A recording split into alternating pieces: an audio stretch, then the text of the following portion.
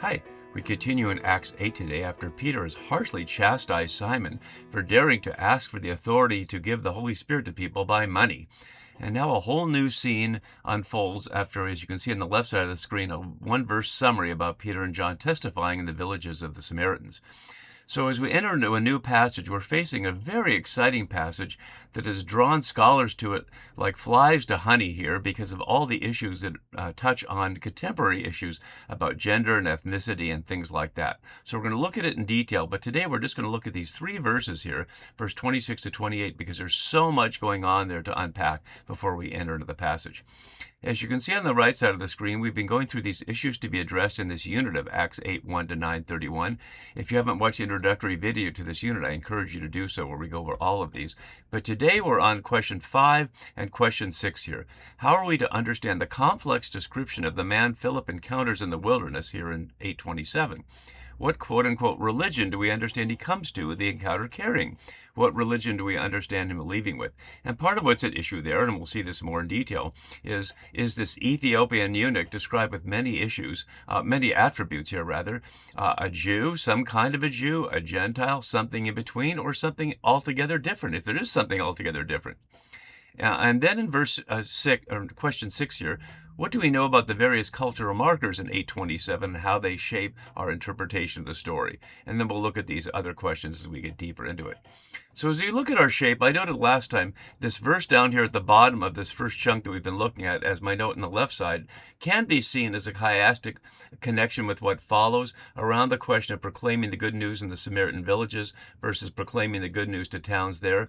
But I prefer to see it this way. You'll note that the chiasm you see on the bottom left is an ABCB A chiasm, whereas this has much more detail. And if we scroll out here so you can see the whole thing, it starts with the movement of mission, the angel sending Philip out into the wilderness, and the movement of mission again when the Spirit of the Lord snatches him and he finds himself in a different place.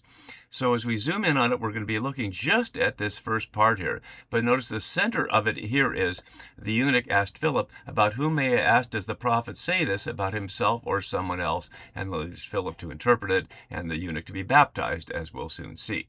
So let's expand the question of what I was presenting around the cultural markers to this here, so we can go through this in great detail. And I just want to go over these once in general so we can see just how much Luke has packed into the scene here before we begin to unpack it. So in verse 26, we hear an angel of the Lord said to Philip, get up and go toward the south to the road that leads down from Jerusalem to Gaza. This is a wilderness road. And I put up here the new RSV, but as we can see from my shapes, actually the road is not there. This is wilderness is simply what it says. So he sends him into the wilderness with no particular purpose. So how would you imagine an angel of the Lord speaking to Philip, which comes out of nowhere here? We saw one other on chapter 5, as we'll look at in a minute. What is this road that goes down from Jerusalem to Gaza? What was Gaza at this time, and what was its history? And I'm certainly well aware that Gaza today involves all the issues around Israel-Palestinian relationships and the destruction of most of Gaza and the displacement of over 1 million people by the Israeli government. Those issues are not directly involved here because the people of Gaza are not what's at issue. In fact, the story never gets to Gaza. It's about an Ethiopian. So as much as it's tempting to want to explore those issues here, that's really not what's at issue here. And I'm not going to just take that one pin and then expand from that. Why the wilderness for Philip's destination before we hear or see about the chariot and its occupants? Then we get to verse 27, and we see all these details, and I won't read it, you can see it for yourself, but I point out all these questions. What was Ethiopia at the time? It's certainly not what we think of when we look at a map of Africa, as you can see here, a nation-state of Ethiopia. What were the consequences of a man being a eunuch? And there's much going on. There are many scholars, especially advocates for LGBTQ plus people, want to make this into something around that, but nothing is said about that. And although some websites want to suggest the man was gay, we absolutely know nothing whatsoever about his sexual practices. As we'll see, the word eunuch can imply a number of situations, and we'll look at that. What is a dunamis? What is described here in the new RSV as a court official, I translate it as a power player because the word dunamis is related to the word dunamis, which is power, but we'll look more at that. Who was the Kandake and what was her role? And that's connected to what Ethiopia was and where she is, and we'll look at that too. What status would attach to being in charge of her entire treasury, which is what we see also in the verse? And why might an Ethiopian come to Jerusalem to worship? And what might this say about his religion? And then finally, on the way home, what are the implications of his riding in a chariot? Chariots are unusual, and we haven't seen them here, and so what does that imply about him? And what are the implications of his having and reading from a scroll of the prophet Isaiah, which would be a very unusual thing if we, as some scholars, want to treat him as a quote-unquote Gentile or a non-Judean, non-Samaritan, non-Israelite. I try not to use the word Gentile because the word Gentile, coming from the Latin, is an assumption based on traditions that are Christian traditions and not biblical traditions. The word at issue in Greek is often ethnos, simply nations, so I tend to translate it as nations rather than the theological determinant as Gentiles. And so as we begin to look at our scene, let's look at the atlas here, and we can see the territory. Philip was up here in Samaria, and then Peter and John came down from Jerusalem to Samaria. They went back up, and as we can see on the right side, as Philip returned with them apparently to Jerusalem, somewhere along the way he's told to go out here into the wilderness. And we can see Gaza here, and at the end of the story he'll be told to go to Azotus, and this was Philistine territory. This strip that is now the Gaza Strip and, of course, is Palestinian territory, was originally the territory of the Philistines, and the name Palestinian, which comes from the Latin, the Roman name for the province after they destroyed the Jerusalem temple in the war between 66 and 70, was Philistine territory. And so when this whole province becomes the province of Philistina Romana, then this becomes incorporated in that, and the Philistines no longer existed centuries before this. So eventually that will become a Palestinian label, but that's anachronistic in our time period here. So let's put our keywords and shape up, and we'll see in our section here, Jerusalem, which is in the background, I left as a keyword because it's the omphalos, the center from which everything goes. And then we'll see the eunuch here a number of times, and after he's named in this, all he's ever called is a eunuch, as you can see from the highlighted orange text down below. So let's jump right into our few verses. So after Peter and John had testified and spoken the word, and that's almost certainly a hendiadys, a combination of activities that involve one element. They're testifying and speaking the word as one element. We've seen testimony at one time earlier, and we'll see it a number of times after, but this was also Peter after the Pentecost experience, and spoken the word of the Lord. And interestingly, this is the first time we hear the Greek phrase, ton logon to kyrio, word of the Lord, in the Acts of the Apostles. And we'll see it again in chapter 11 and several other times along the way. But it's ambiguous here whether it's God's word or Jesus' word. Maybe those are the same thing. So they returned to Jerusalem, matching in reverse the eunuch's journey that we see that follows here, proclaiming the good news to many villages. So they're doing just what we saw in the earlier verses 4 and 12. Philip was doing in Samaria, but he was doing it in what we heard as the city of Samaria, understood as Sebasta, but they're doing it in the villages. Why is that? No reason is given here, but perhaps in contrast to the city in which Philip proclaimed the word, perhaps Peter and John understand in the face of the magic practices that were at least formerly what Simon had done. There's no sense he was currently doing magic. That's a misunderstanding that doesn't read the text carefully, as I went over last time. Perhaps the villages are more indigenous in the sense that they haven't incorporated as much of at least the Greek culture that's in Sebasta, if not the ancient Assyrian culture that's been there for 700 or more years. And that's be hard to root out after all that time. Just like, as we can see, the Judahites were influenced by Persian culture and other cultures as well. So nobody is ethnically and culturally pure that way in a world where there's much travel. So here we get out of nowhere, this scene happens. And notice, in addition to the cultural elements we're going to look at here, there's a number of details of the plot of the story and the characterization to look at. For example, what is Philip's experience here of this? I named that as one of the elements, but if you experience an angel, what would that mean? And what does it even mean to experience an angel?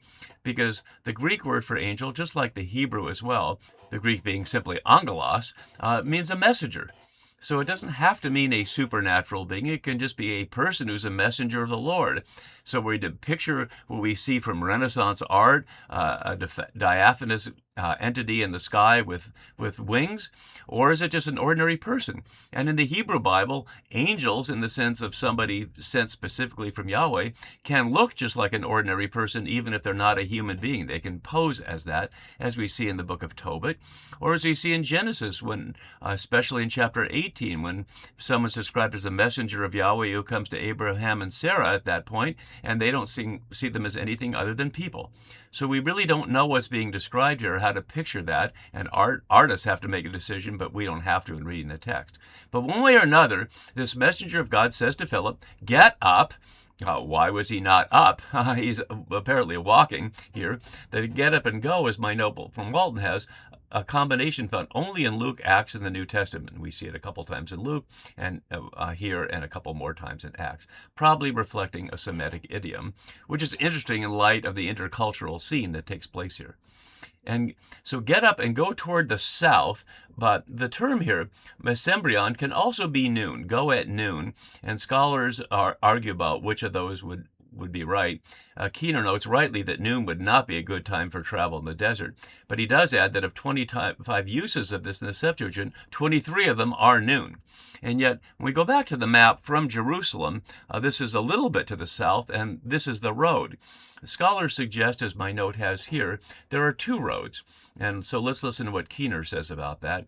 Two roads leading south from Jerusalem. If Philip took the wrong route, he would have missed the encounter. One route led through Bethlehem and Hebron, joining the main coastal road south of Gaza, though less traveled routes from Hebron presumably could reach the coast more quickly. The other turned more quickly to the west and hence joined the coastal road before Gaza.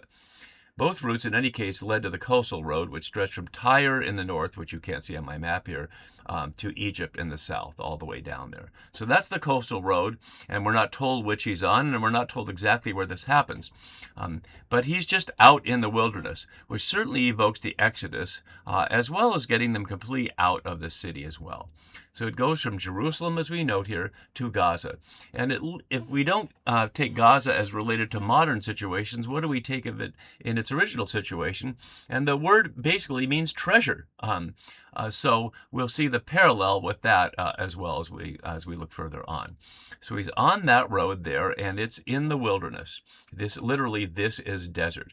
We saw it mentioned 5 times in Acts 7:30, 44 in Stephen's speech about the Israelites in the wilderness. So if we've been listening through that would still be in our ears as we continue here.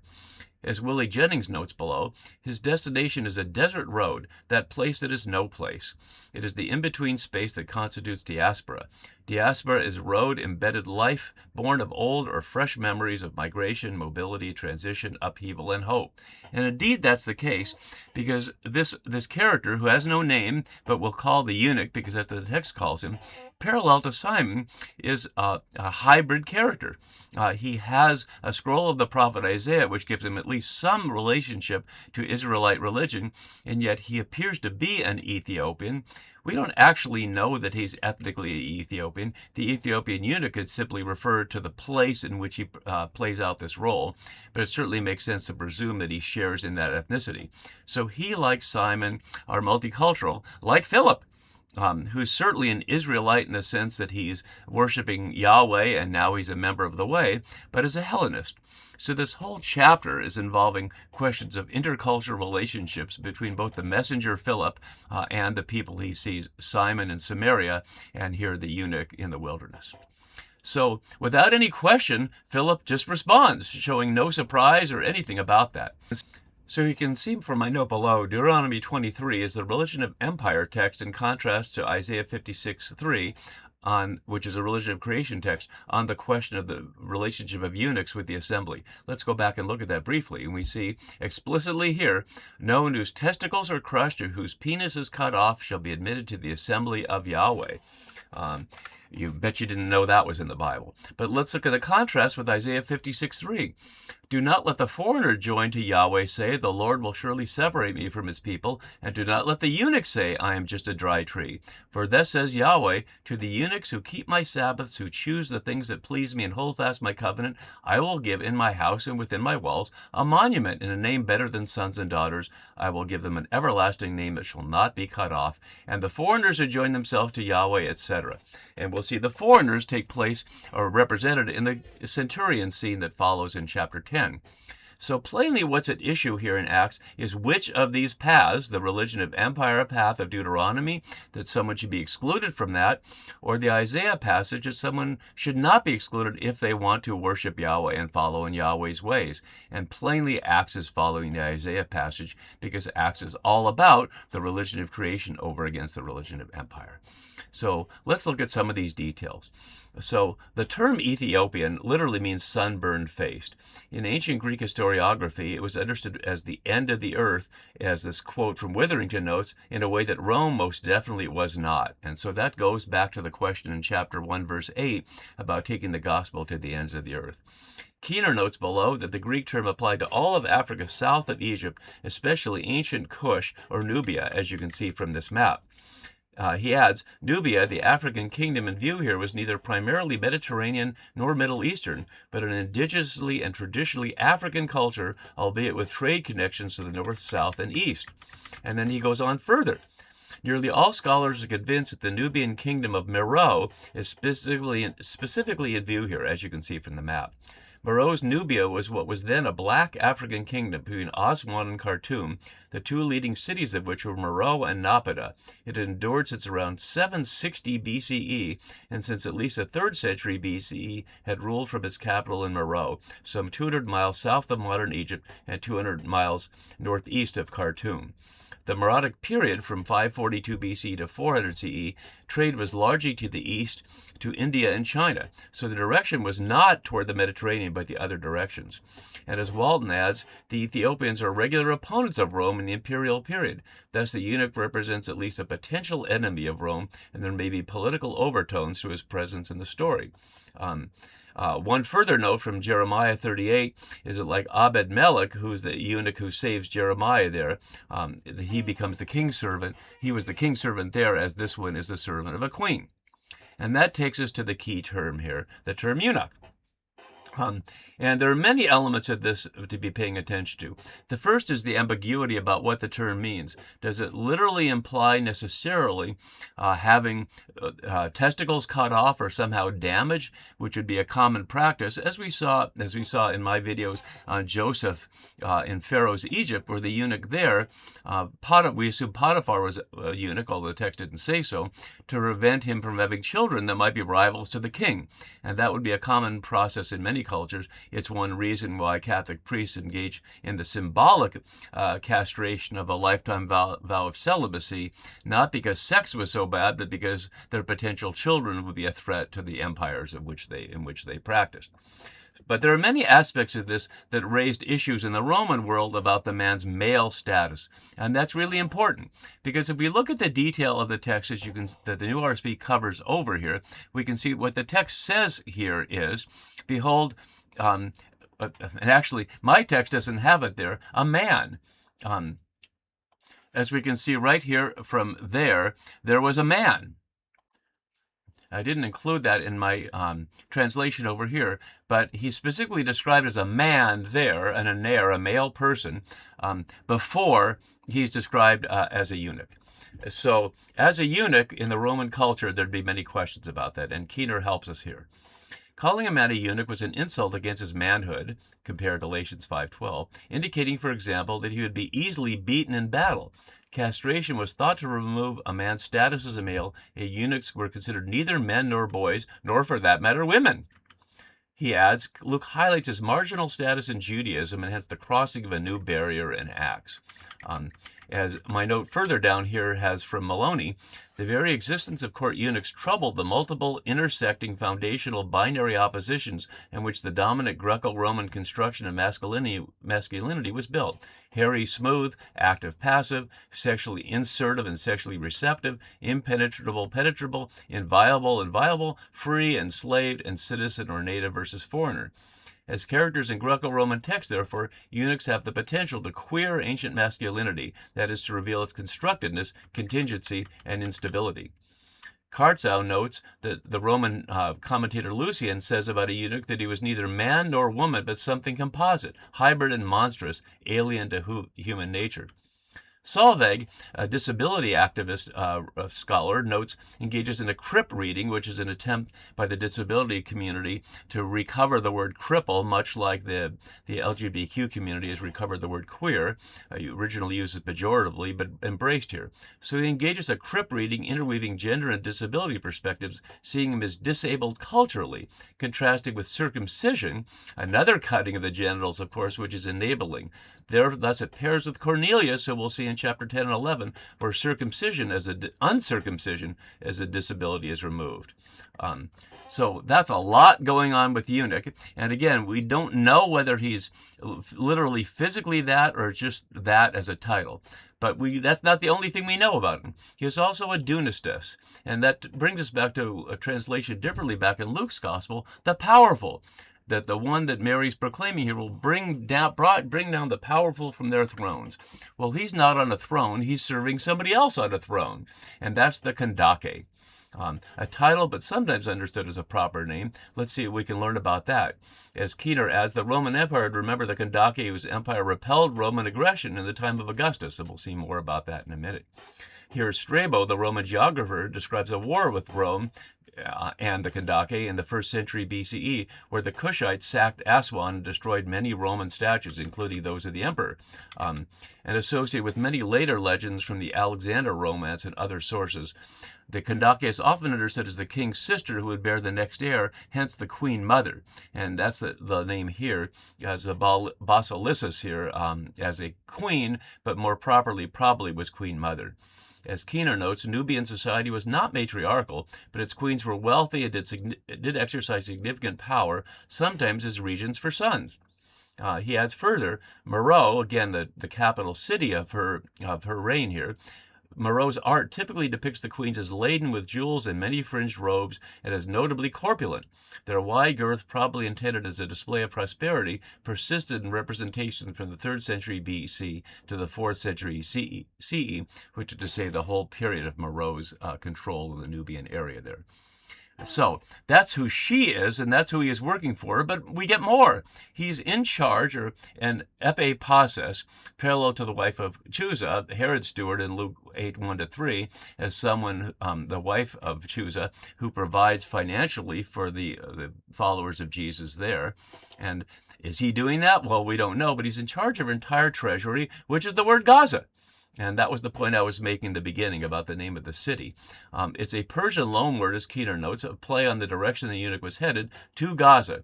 And we can read that now symbolically as not related to the Philistines or the Palestinians, but to the money or the power from which he came. So he's heading on the road to treasure.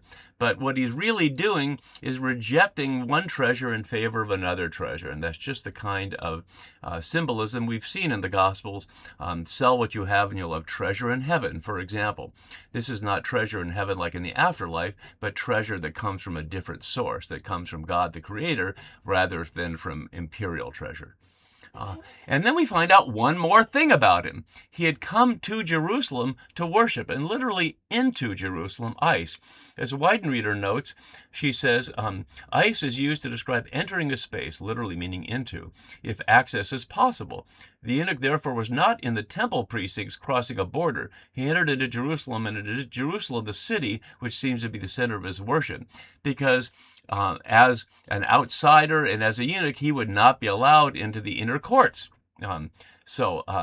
Walton notes a 1,300-mile journey approximately from Ethiopia to Jerusalem. And then to worship, proskuneo, which we saw in Stephen's speech earlier, and we'll see a couple more times, especially at the end of Paul, in the same place.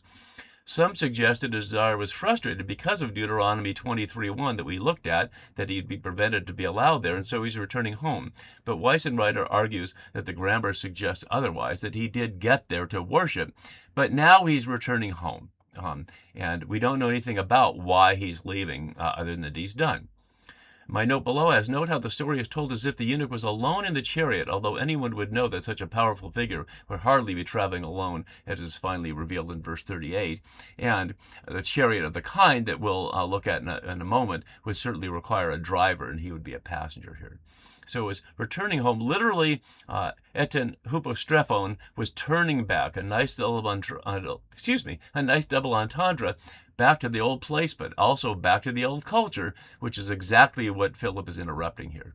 And now we see for the first time seated in the chariot. We've seen seating a couple other times, but it simply highlights he's in this position in the chariot. Using the word armatos, it's only in this scene in Revelation 9:9 in the entire New Testament. Witherington cites Bruce and Marshall for the proposition that the Arma is not a military chariot, but simply a traveling chariot. But in light of Revelation 9:9, the term must apply to both types, although we don't need to worry about that. This is certainly not a war situation. Keener notes, though, that this is not the usual Greek word for chariot, so it might be making the link with Isaiah. And so let's look at the parallels here between Philip and Elijah that Keener notes, and there are many other parallels we can see as well. Is it echoing that? Perhaps. We don't have to hear that exactly, but we'll find out more about that as the story unfolds. And then we hear even more detail. And isn't that just amazing? There's so much going on. He was reading. The very fact that he's reading is a thing in itself. We recall that Jesus was given the scroll of the prophet Isaiah in Luke 4, and from that came his mission statement of everything that he was proclaiming, the fulfillment of Jubilee, from another text from Isaiah, as we know. So there's certainly parallels there, although plainly Philip in this chariot is not parallel to Jesus, because we'll find out soon, next video, he doesn't yet understand what he's reading. But the fact that he has the scroll indicates a lot. As my note from Keener has below, a question of how he acquired an Isaiah scroll and what it says about his Jewishness.